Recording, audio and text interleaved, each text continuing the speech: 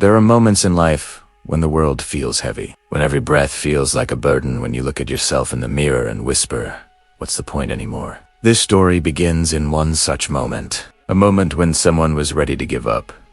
His name was Elyan, a young soul drowning in silence. He wasn't broken. He was simply tired. Tired of holding on, tired of pretending, tired of surviving. He wasn't always like this. There was a time when Elyan laughed loudly, dreamed boldly, lived freely. Life has its own storms. Some storms come slow and destroy everything quietly. Others come with a roar and leave you standing in the ruins of what you used to be. Elyan experienced both. First, he lost his job, the one thing that made him feel useful. Then he lost the people he trusted, the friends who disappeared when he needed them most. And then he lost someone he loved more than anything. His mother, his anchor, his light. And after her, he lost himself. Every morning he woke up with a sigh, not a smile. Every night he wished he wouldn't see the sunrise again. His house felt empty. His heart felt even emptier. He moved through life like a ghost present, but not alive. One evening, when the world outside was quiet and the world inside him was screaming, Elyan went for a walk.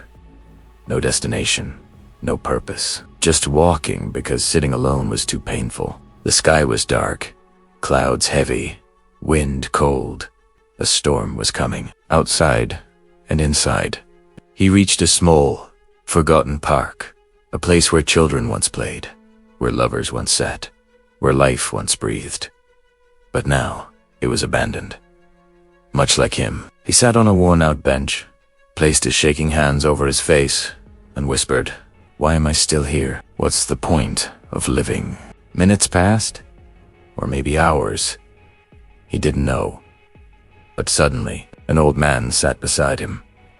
Quietly, gently, as if he knew this bench wasn't just holding his weight, it was holding his soul. "You look tired," the old man said, not in a judgmental way, but in a way that felt like someone had finally seen him. Elyan didn't respond. The old man continued, "This storm inside you, it's loud, isn't it?" Elyan's eyes filled with tears. Someone had finally said it out loud. "I want to disappear," Elyan admitted. His voice cracked like dried earth. The old man nodded slowly. "I've felt that too.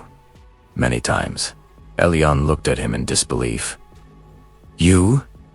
But you look so calm, so wise."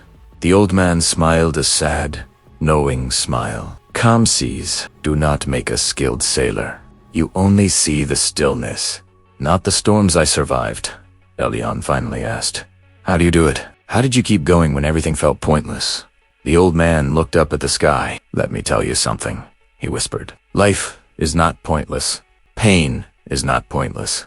Even the emptiest days, the longest nights, the deepest wounds, they are not pointless. They are teachers." Elyan frowned. "What have they taught you?" The old man stretched his trembling hands.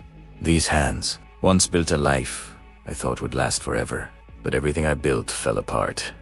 I lost my home, my wife, my children, my purpose. I lost everyone I loved. I lost everything, until I had nothing left but myself." Elyan's heart tightened. "How did you survive that?" "I didn't survive because I was strong. I survived because the world kept whispering, 'Try again, just once more.' And every time I listened to that whisper, life gave me something new." The old man turned to Elyan and said, "Pain doesn't break you. Pain transforms you. It burns away who you were, so you can become someone new." Elyan wiped his tears. "But it hurts so much." "I know," the man said softly, "but the fact that it hurts means you are still alive. You still feel. You still care. A heart that is numb cannot heal. But a heart that hurts is a heart that is waking up." The wind blew softly, carrying the scent of rain. The old man took a deep breath and said, "You think your life has no meaning, but you don't see the whole story. You only see this dark chapter. You forget that a book cannot be judged by one painful page. Sometimes the page that hurts the most is the page that leads to the most beautiful ending," Elyan whispered. "And what if the ending never comes? The old man smiled again. You create them. With every morning you survive. Healing isn't a sudden sunrise. One ray of light at a time. Rain began to fall, softly like the sky was crying with him. The old man stood up slowly. "Walk with me," he said. They walked in the rain. "No hurry," the old man said.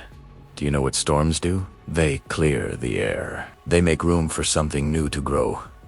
The same storm inside you is not destroying you. It's cleansing you." Elyan felt something shift inside him. But something small, warm, like the first ember of hope. The water below was flowing fast, wild, restless, just like his mind. The old man said, "Look at the river. It keeps moving, even when rocks try to stop it. Even when storms try to drown it, it never stops. And neither should you." Elyan whispered, "But I'm tired." Tired just means you've been fighting alone for too long. But you are not alone anymore. The world is bigger than your pain, bigger than your past, bigger than your fear. The old man put a hand on Elyan's shoulder. You don't live for purpose. You don't breathe because life is easy. You breathe because someone, somewhere still needs your story. Tears ran down Elyan's face. The kind of tears that wash the soul clean. When they returned to the bench, the old man said, "I need to go now." Elyan asked, "Will I see you again?" He just forgot not to cry, but to remember that even in the darkest night, you are still here. And that is enough. Slowly disappearing into the misty rain, something inside Elyan shifted forever. He wasn't healed instantly, but he wasn't broken anymore either. He felt his heart beat again.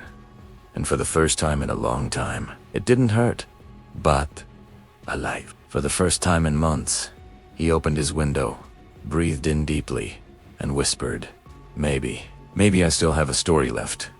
And from that day on, he didn't try to escape life. He tried to build life. Step by step, breath by breath, moment by moment. Some days were heavy, some nights were long, but every time he felt like giving up, he remembered the old man's words. "This is just one chapter. Keep reading." Slowly, laughter returned to his lips. Slowly, light returned to his eyes. Slowly, purpose returned to his life. He started helping others who felt lost because he knew how heavy that darkness feels. And one day, he realized something powerful was the same pain that now healed others. When life feels pointless, it's because you've been carrying too much for too long. It's because your heart is tired. Broken doesn't mean worthless. And your story, no matter how painful, is far from over. Life won't always give you what you expect, but it always gives you what you need to grow. Your struggles are not punishments. Your darkest moments are not your ending. They are the beginning of the version of you who will rise. And the final line, the line meant to heal your heart. When life feels pointless, don't stop living. And one day, you will understand why you survived every chapter.